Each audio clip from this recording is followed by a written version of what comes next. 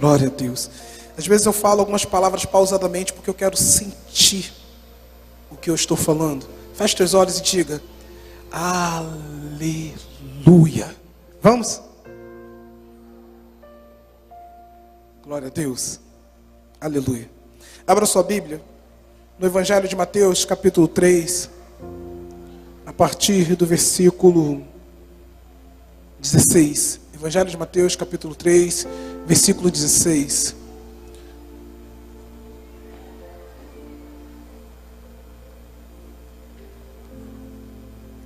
Pedir que cada papai coloque seu filhinho do lado, no colo.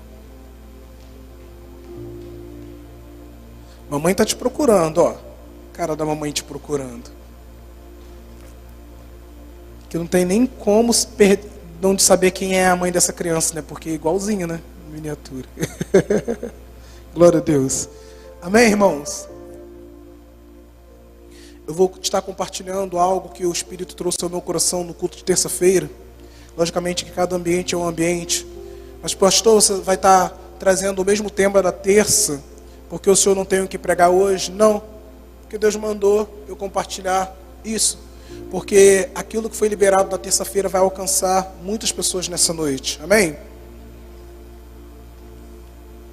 O tema da mensagem é perspectivas no deserto. Diga isso para o teu irmão assim: o Senhor vai mudar hoje as suas perspectivas nos dias e nos lugares de deserto. Perspectivas no deserto. Assim que Jesus foi batizado, saiu da água. Naquele momento, o céu se abriu e ele viu o Espírito de Deus descendo como pomba e pousando sobre ele.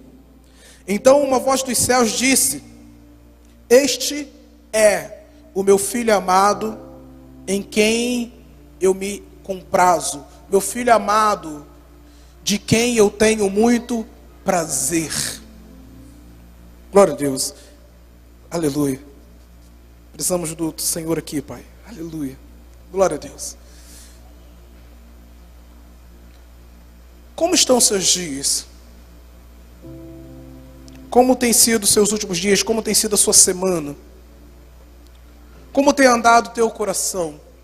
Quais têm sido as sensações que visitam a sua alma? Como anda a atmosfera nos múltiplos lugares aonde você se move? No seu ambiente familiar, no seu ambiente profissional, no seu ambiente ministerial. Como está você? Pergunte para quem está do seu lado assim: como está você? Aperta a mão dessa pessoa e fala assim: até o término desse culto, se você estiver mal, você vai ficar bem. Se você estiver bem, você vai ficar melhor. Se você estiver ótimo, você vai sair daqui voando. Em nome de Jesus. Irmãos, segundo o dicionário, deserto significa ausência total de alguma coisa. Deserto significa lugar despovoado, lugar ermo, zona árida, lugar de baixa diversidade, que não tem ou quase não tem habitantes, lugar que se acha ocasionalmente vazio, lugar de baixa frequência ou movimentação. Quando você olha para o dicionário, a definição de deserto, só de ler a definição você já vai ficando meio cansado, meio pilhado.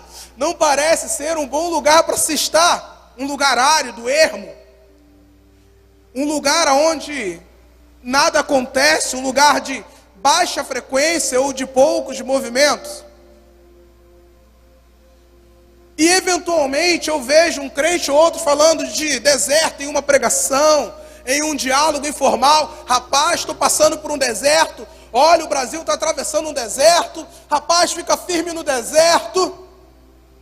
E às vezes tem momentos da vida que é exatamente como nos sentimos em um deserto. Você olha ao seu redor e parece que não tem como piorar. Em outros casos, muito embora tudo pareça estar bem, eu estou mal. Família está legal, não está faltando dinheiro, está tudo sob controle, mas eu estou mal. Em outros momentos, na verdade eu não estou mal, mas também não estou bem. Uma vidinha meio que estranha. Uma vida onde parece que nada de novo acontece. Uma fase esquisita. Uma fase estranha. Uma vida sem graça. À medida que a chuva vier, compensa o microfone. Uma vida estranha, sem graça, esquisita. Desertos. E nós fomos disciplinados a associar sempre os momentos difíceis da nossa vida a ações de Satanás. Ou a consequências de pecado. Se algo não está bem, ou é obra do diabo, ou é consequência de pecado. Ou é consequência de pecado, ou é obra do diabo. Então, se você está fluindo em alguma área e uma porta se fecha, você já repreende Satanás. Se alguém na sua família passa por alguma enfermidade, você já fica perscrutando qual deve ter sido o pecado que aquela pessoa cometeu para estar com aquela enfermidade. Se tudo vai bem é Deus, se tudo vai mal foi o diabo. Se tudo vai bem, eu estou em santidade, estou agradável ao Senhor. Se alguma coisa vai mal, algum pecado deve ter em alguma área da minha vida. E a gente vai vivendo uma vida meio que avaliando o propósito de Deus pelos resultados humanos. Mas fato é que nem sempre as dores, as lutas e os desertos são obra de Satanás ou consequência de pecado. Se você observar no final do capítulo 3 que nós lemos, ele diz que Jesus foi batizado e quando saiu da água, naquele momento, o Espírito de Deus desceu como pomba e pousou sobre ele. Jesus homem, nesse momento ele é cheio do Espírito Santo. Ele se batiza, ele é cheio do Espírito Santo, e o próprio Deus dá testemunho de que Jesus era filho e era um filho agradável. Nesse momento a gente encontra a Trindade toda, o Pai, o Filho e o Espírito. Imagina que você é cheio do Espírito Santo. Qual é a sua expectativa quando alguém é cheio do Espírito Santo? Eu fui batizado, aceitei Jesus, meus pecados foram perdoados, eu nasci de novo através das águas batismais, eu vim no culto de domingo e o Espírito Santo me encheu, eu saí daqui bêbado do Espírito Santo, e aí a gente gera uma série de expectativas. Agora que eu fui cheio do Espírito Santo, o que vai acontecer comigo? Agora é só glória, agora é só vitória, agora é só poder, eu vou pregar e as pessoas vão se converter, aonde eu chegar e tiver um endemoniado, todo mundo vai cair, agora não vai ter mais problema na minha vida, não vai ter mais enfermidade, se alguém me der um tiro, a bala bate, vai cair, porque eu fui cheio do Espírito Santo. A gente cria expectativas somente de sucesso, segundo a nossa expectativa de sucesso.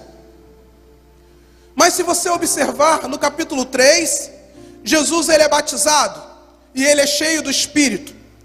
Abra a tua Bíblia no capítulo 4. Qual seria, na sua cabeça, a primeira coisa que o Espírito Santo faria ao entrar na vida de uma pessoa?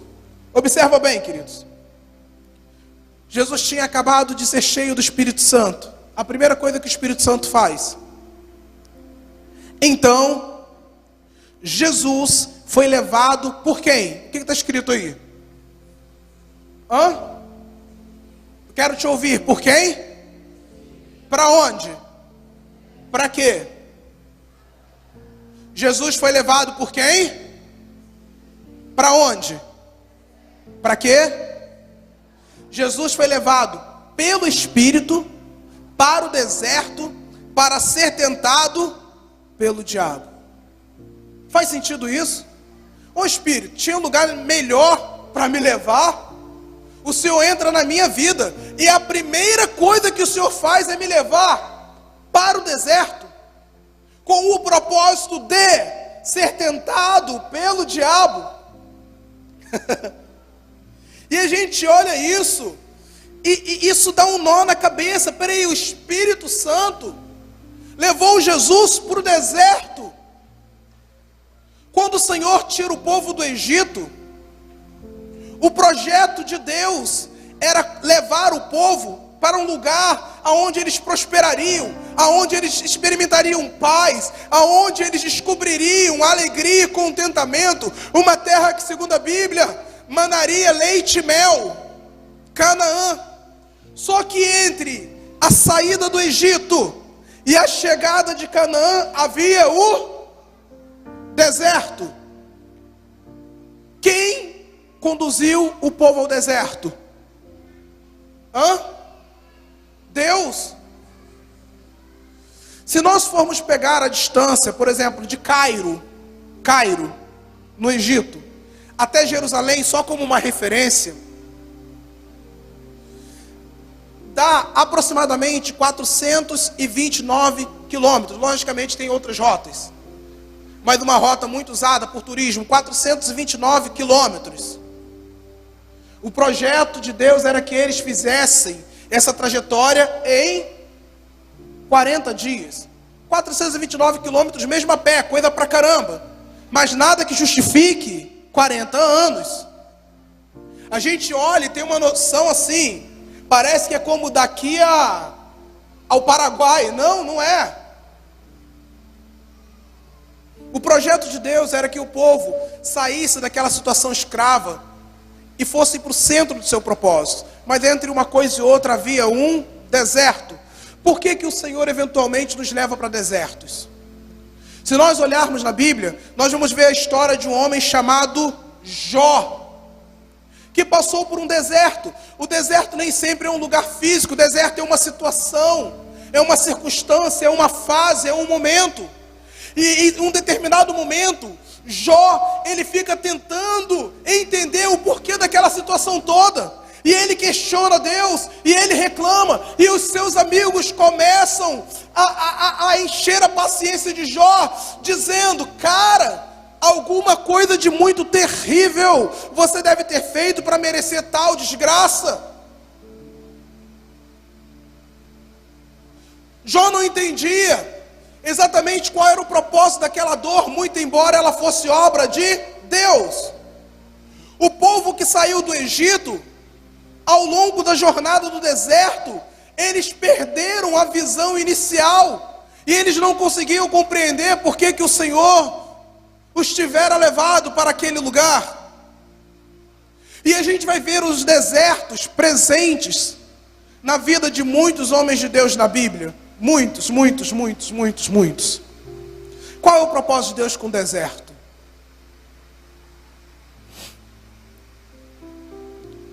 Qual é o propósito de Deus com o deserto? Qual é o propósito de Deus com o deserto? Deserto é um lugar onde a gente aprende a ter em Deus a nossa única opção. Como crentes, nós temos muitas vezes em Deus Ele como uma opção. Quando Deus é uma opção, significa que Ele é uma dentre outras. Mas quando eu estou em um lugar onde não há mais nada e nem ninguém, e eu só tenho o Senhor, Ele se torna a minha única opção. Deserto é um lugar onde o Senhor nos isola, para que a gente aprenda a ouvi-lo. O sujeito, ele é cheio do Espírito Santo, e ele acredita: agora eu vou bombar, e ele espera as multidões, e o Senhor coloca ele no isolamento. Porque o Senhor leva homens para o deserto, para que no meio do silêncio esse homem aprenda a ouvir a voz do Senhor. Se você observar no Antigo Testamento principalmente, era muito comum os profetas e os homens de Deus se isolarem por períodos muito longos para ouvirem Deus. Por quê? Porque no meio das muitas vozes, às vezes a gente não consegue discernir. A Bíblia fala que Jesus, enquanto homem, todos os dias bem cedo se retirava para orar. Alguns foram para a caverna, outros subiam montes, outros iam para lugares isolados. O fato é que o Espírito sempre leva homens com propósito para lugares solitários antes de expô-los às multidões. E de repente você olha para a tua vida e fala assim: meu Deus, eu tenho tanto para oferecer, eu tenho uma palavra tão boa, eu tenho um dom tão bom, eu tenho tanto para oferecer, e o Senhor te leva para um deserto, para te alinhar com Ele, para te aperfeiçoar em relacionamento, para ensinar você a confiar e a depender dEle unicamente. No lugar que Deus preparou para você, você não pode ter mais nenhuma outra base senão Ele. Nos dias mais difíceis, teve uma mensagem, alguns domingos atrás, onde eu estava falando que maturidade é saber a quem recorrer no dia mal. Uma mulher com hemorragia durante 12 anos, gastou todos os seus recursos com especialistas humanos, até o momento que ela ouve falar de Jesus. Às vezes a gente busca em pessoas, em circunstâncias, em lugares, em mestres humanos, aquilo que só Deus pode fazer. E para tornar a nossa jornada mais rápida, mais leve, menos dolorosa, o Senhor nos coloca em desertos para nos preparar para o que vem depois. Entenda uma coisa: se o Espírito Santo te transportou para um deserto nesses dias, é porque Ele está te preparando para o que vem depois. Ele está te alinhando para o que vem depois. Um atleta não treina no dia da maratona, ele se prepara antes para o dia do desafio. Se você está vivendo um deserto, entenda, Deus te ama tanto que está te preservando. Não sei quantos já viram aqueles filmes do Sylvester Stallone de rock.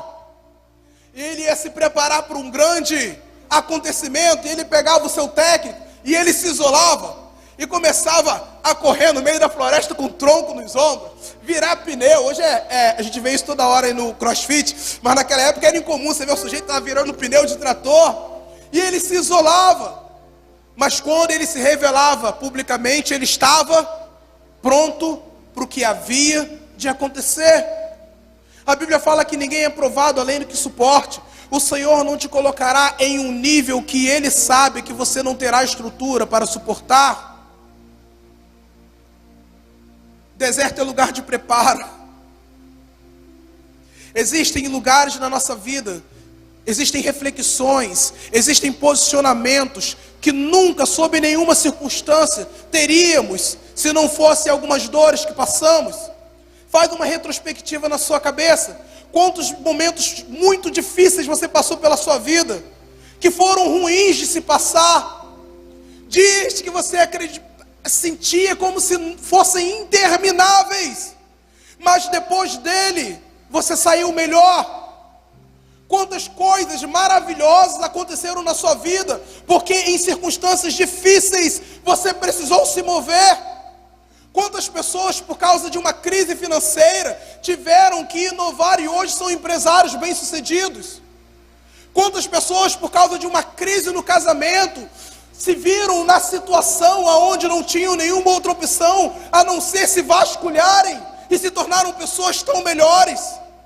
Quantas pessoas, por terem sido humilhadas, tomaram vergonha e tiveram posicionamentos que os tornaram hoje pessoas melhores, bons pais, bons maridos?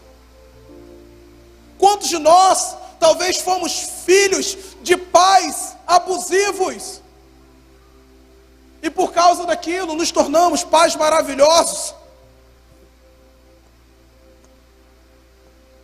Ninguém gosta de estar no deserto, ninguém. Por isso que o Senhor não preparou no deserto moradia permanente para ninguém.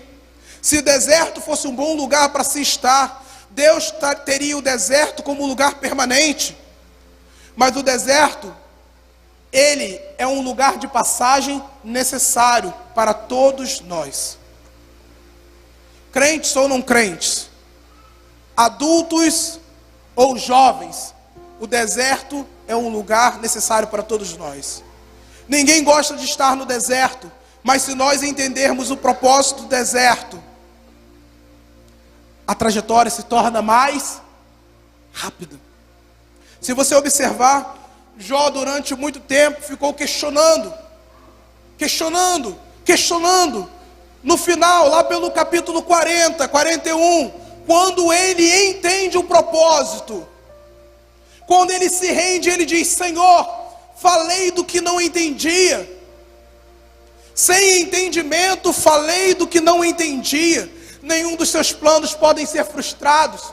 Quando Jó entende o propósito daquela dor, a sorte dele muda. Quando entendemos o propósito do deserto, ele se encerra. Deserto na vida do crente é obra de Deus. O tempo que ficamos no deserto tem a ver com a maneira como nos movemos nele. Jesus ficou 40 dias. Qual era o tempo proposto por Deus para o povo que saiu do Egito? 40 dias. Durante 40 dias e 40 noites, a questão não é estar no deserto. A questão é o que você faz quando está no deserto. Tem gente que fica no deserto murmurando. Tem gente que fica no deserto tornando terrível aquilo que só precisaria ser difícil. Tem gente que vai para o deserto murmurar contra Deus. Tem gente que no deserto fica buscando Satanás para lançar sobre Satanás a responsabilidade de uma obra linda de Deus na sua vida. Por não entenderem o propósito de Deus, o povo murmurou. Por não crerem na promessa, o povo desejou estar no Egito. Quando eles falam, nos tirou de lá para morrer de fome, nos tirou de lá para ficar comendo esse manazinho. Pelo menos lá tinha carne para comer, o resto da carne que sobrava dos egípcios. Como você tem se movido nos dias de deserto? Jesus estava no deserto 40 dias e 40 noites, jejuando e orando. Ele estava há 40 dias e 40 noites. Eu falei terça-feira que Jesus não estava de bobeira no deserto. Ele entendia que o Espírito, ao levá-lo para o deserto, o próprio Espírito tinha um cronograma com ele no deserto. Fala assim para o teu irmão, quando o Espírito leva uma pessoa para o deserto, ele possui uma programação com essa pessoa. Ele possui um cronograma. Jesus, ele vai para o deserto e ele cumpre o programa do Espírito. Ele jejua, ele ora, ele se alinha com Deus Pai, ele ouve, ele recebe instruções, ele recebe direcionamento, ele se robustece em espírito. Ao passo que o povo, durante os primeiros 40 dias, fizeram tudo o contrário. Eles se afastaram de Deus, murmuraram contra Deus, foram ingratos, desistiram de continuar crendo na palavra que tinha sido liberada sobre eles quando saíram do lugar onde eles estavam. De onde Deus te tirou, para onde Ele vai te levar? Nessa lacuna, Deus continua no controle. Jó entendeu isso depois de sofrer tanto. Nenhum dos seus planos podem ser impedidos, mesmo no deserto. Mesmo no deserto, ele continua no controle de todas as coisas. Como já diz a música do PC Baruch, ele continua sendo bom, ele continua sendo Deus.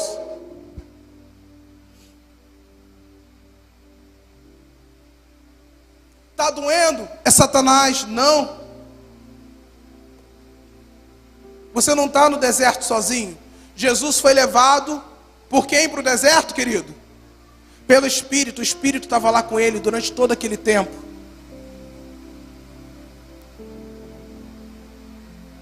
Durante todo aquele tempo. Sempre antes de Canaã haverá um deserto.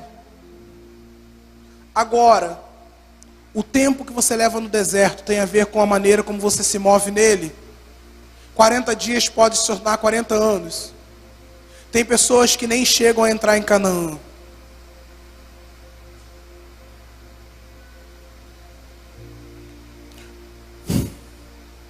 No deserto sempre haverá provação, mas no mesmo deserto sempre haverá provisão. Capítulo 4 de Mateus de novo, versículo 2. Depois de jejuar 40 dias e 40 noites, ele teve fome. O tentador se aproxima dele.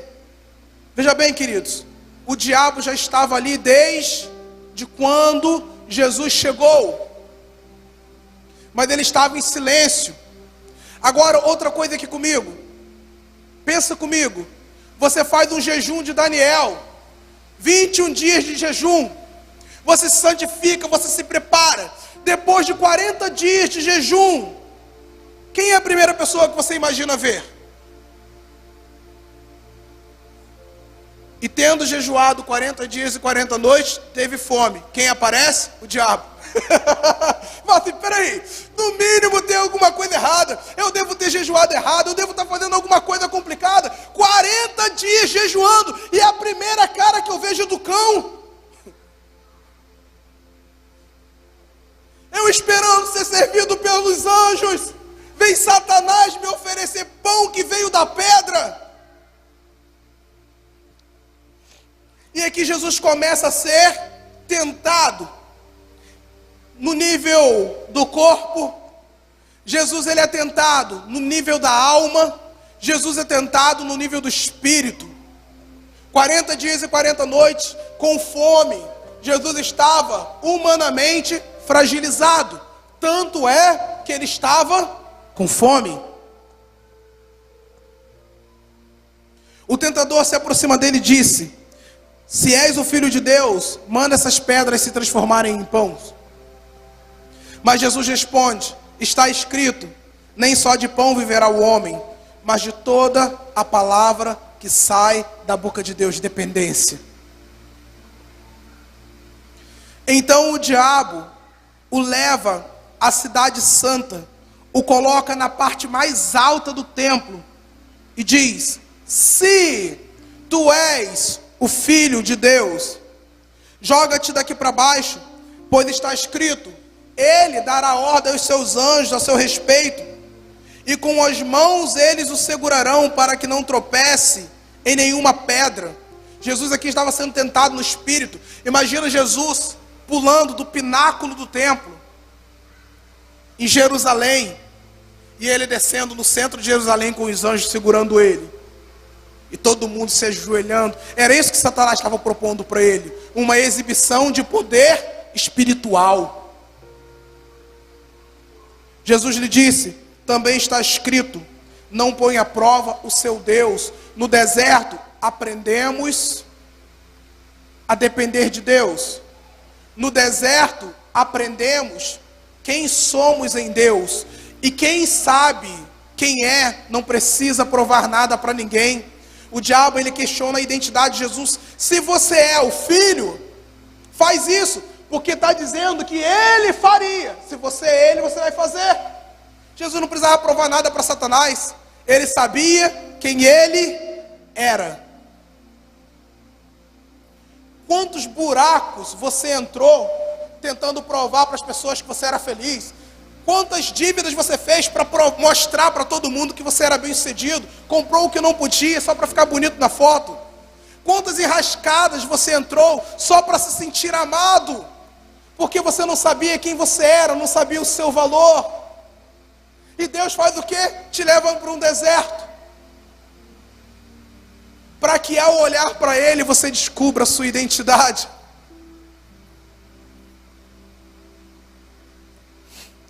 Também está escrito, não põe à prova o Senhor seu Deus. Depois o diabo o levou a um monte muito alto e mostrou-lhe todos os reinos desse mundo, alma. O desejo de todo homem, ter poder, ter riqueza, ter glória. E ele diz para Jesus, tudo isso te darei, riqueza, glória, fama, se prostrado me adorares.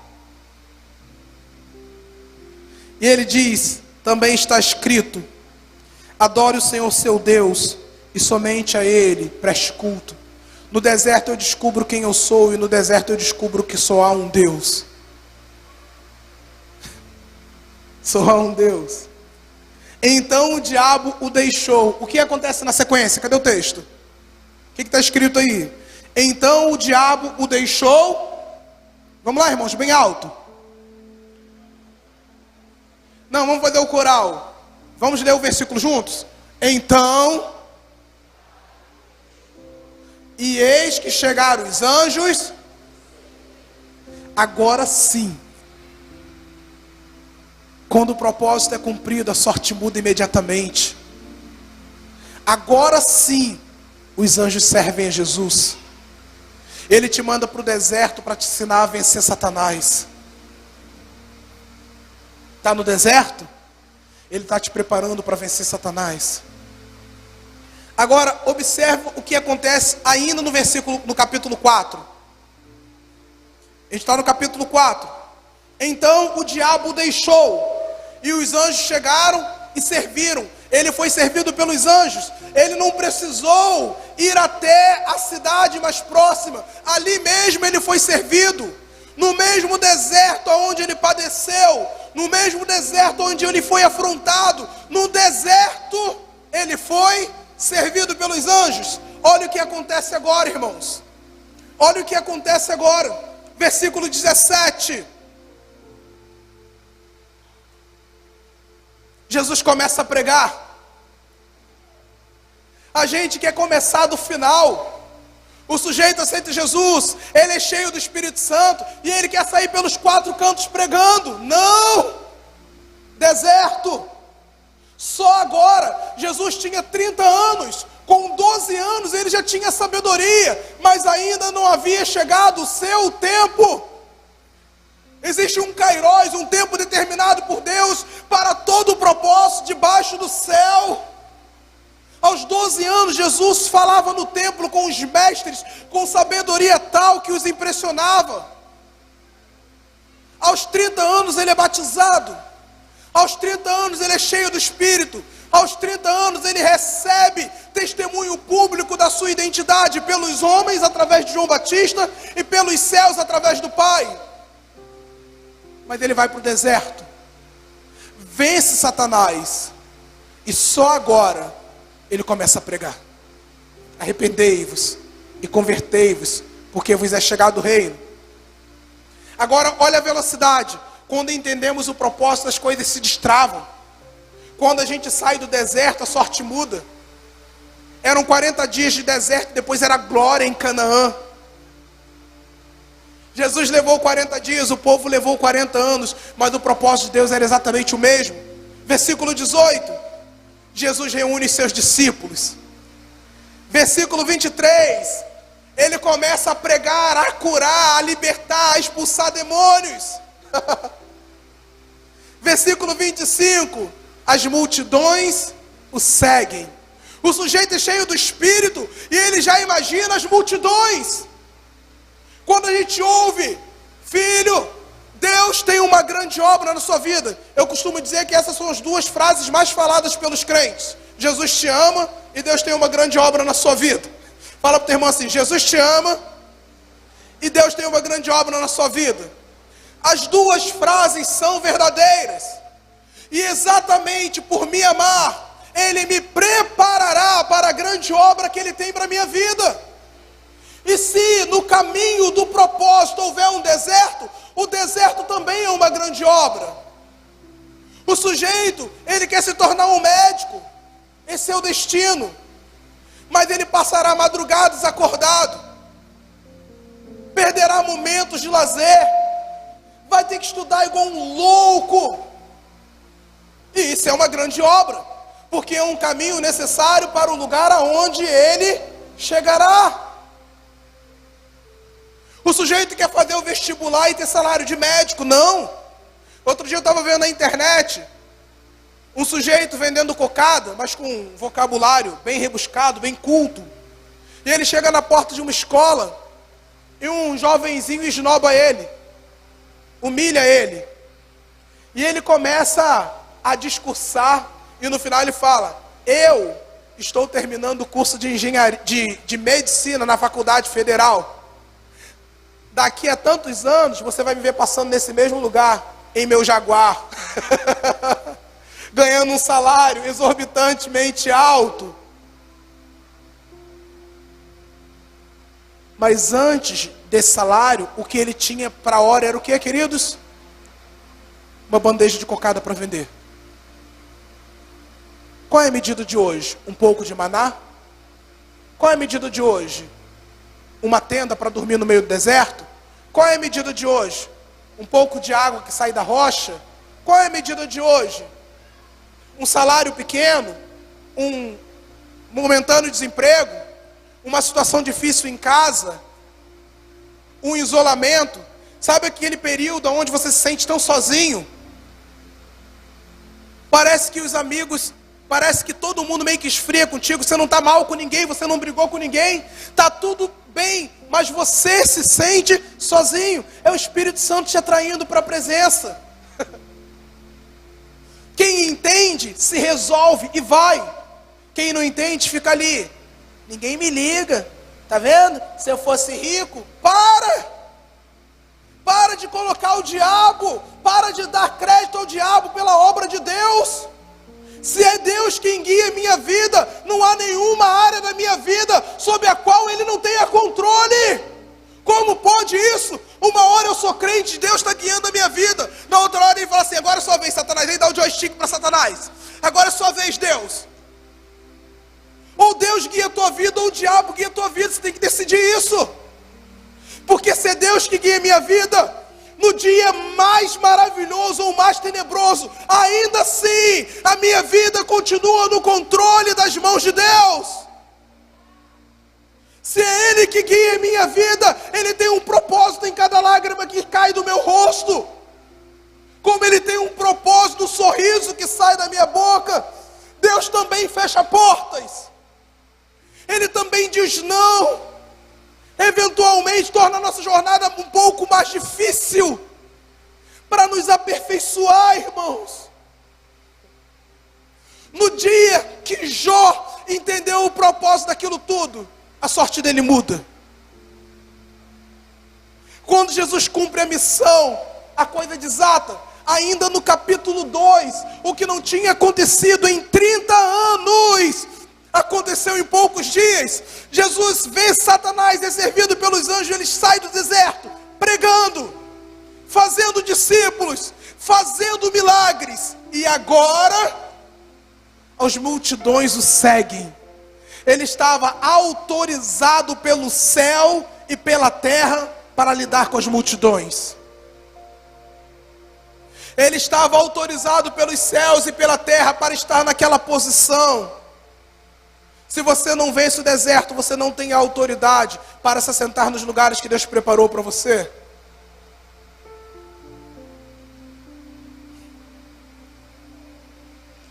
No deserto o diabo vem tentar. No mesmo deserto os anjos vêm servir. No deserto a saudade do Egito mata muitos que ficam pelo caminho. Ah, que saudade de 3 anos atrás, quando não tinha crise. Ai, que saudade, 3 anos atrás, quando a Petrobras era a potência. Ah, que saudade de viajar todo final de semana. Ah, que saudade disso, que saudade daquilo. Meu irmão, para de olhar para o Egito. Agarra a promessa e continua se movendo. Existem apenas 40 dias. 40 dias passa que você não vê. É possível ter felicidade no deserto se o Senhor está comigo. Se o Senhor está contigo, você tem felicidade em qualquer lugar. Porque felicidade e paz não tem a ver com o lugar onde nós estamos. Felicidade e paz tem a ver com quem nós andamos. Se você anda com Deus, você anda com a própria felicidade. Você anda com a própria paz. O deserto não vai ser um lugar de tormentas. O deserto vai ser um lugar de delícias. Você acha que Moisés ficou 40 dias em cima do monte sofrendo? Aqueles 40 dias eram dias de delícias. Ele desejava estar com o Senhor. Ele desejava ver a face de Deus. Ele desejava entrar no nível. Por que Moisés queria ver a face de Deus? Porque ele queria conhecer Deus em um nível mais profundo. Se você entende o propósito do deserto e consegue ver Deus nele, o deserto se torna um lugar de delícias quando se tem um propósito. Mas quando não consegue se enxergar o propósito, você atribui a sua dor a Satanás. Você vai viver um inferno em vida. Por isso que depois de sofrimentos, alguns se tornam tão melhores, outros tão piores.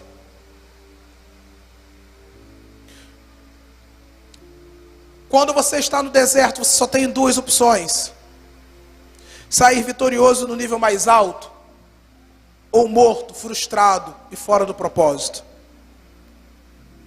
Fala assim para quem está ao seu lado. A maneira como você se move no deserto determinará quanto tempo você passará por ele. Está doendo, querido? Se hoje a nação brasileira reconhecesse o Senhor como seu único Deus, se humilhasse, orasse, se arrependesse dos seus maus caminhos, a sorte do Brasil mudaria assim, ó. Batalhas em nível nacionais foram vencidas, problemas foram resolvidos, quando o povo, ao invés de recorrer a recursos humanos, se voltaram para o seu Deus. Entende isso? A gente vai ficar se debatendo até o dia que nós falarmos: o Senhor é o meu Deus e Ele é a minha sorte. Não tenho outro Deus além de Ti.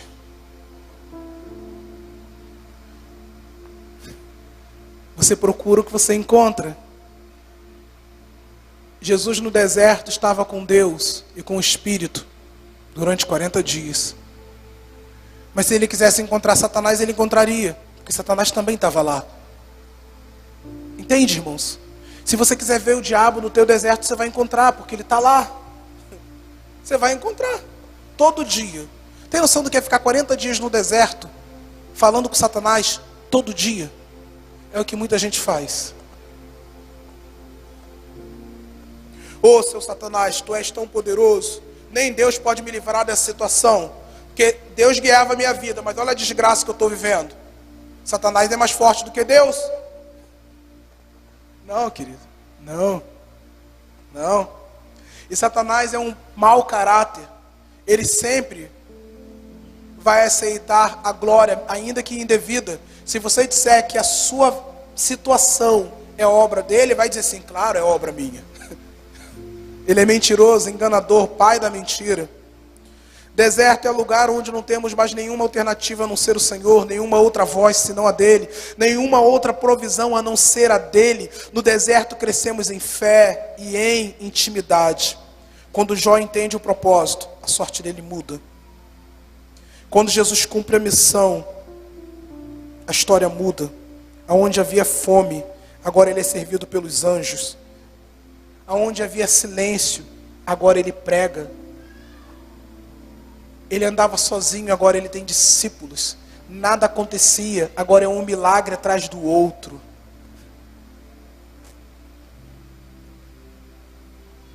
Agora as multidões o seguem. A gente quer começar pelo final. Se você for cheio do Espírito Santo, entenda uma coisa. O Espírito Santo dará testemunho de que a obra dele na sua vida é verdadeira. Mas isso te conduzirá para um deserto. Mas depois do deserto, querido, vem Canaã. Você coloca de pé. Fala assim para o teu irmão: 400 quilômetros. Fala molinho. Fala com o Espírito. Podia ser até 400 mil quilômetros. Ainda assim molinho. Mas 2 quilômetros sem Deus, querido, é uma eternidade. 2 quilômetros sem Deus é uma eternidade. Talvez você esteja passando por um deserto no campo emocional. Talvez você esteja passando por um deserto no campo natural. Talvez você esteja passando por um deserto no campo no campo espiritual. Tem muitas pessoas que vivem oprimidas por demônio porque não conseguem crer na obra do Espírito na vida delas. Vai ficar no deserto 40 anos. No dia que essa pessoa disser: o Espírito de Deus habita em mim, acabou. Quando a gente entende o propósito, a nossa sorte muda. Deus só permitiu essa experiência para que eu aprendesse a confiar e a conhecer a extensão do seu poder. Não há nada que seja demasiadamente difícil para o nosso Deus. Se você crê nisso, diga aleluia. Diga assim para quem está ao seu lado: Deus cuida de você. Eu queria que você não ficasse sozinho nessa hora. Não lá para mim. Maior. Cuida de mim. Conhece? Eu preciso aprender um pouco aqui. Eu preciso aprender um pouco ali. Eu preciso aprender mais de Deus, porque Ele é quem cuida de mim. Se uma porta se fecha aqui, vamos, outras portas se abrem ali. Eu preciso aprender mais de Deus, porque Ele é quem cuida de mim. Deus cuida de mim.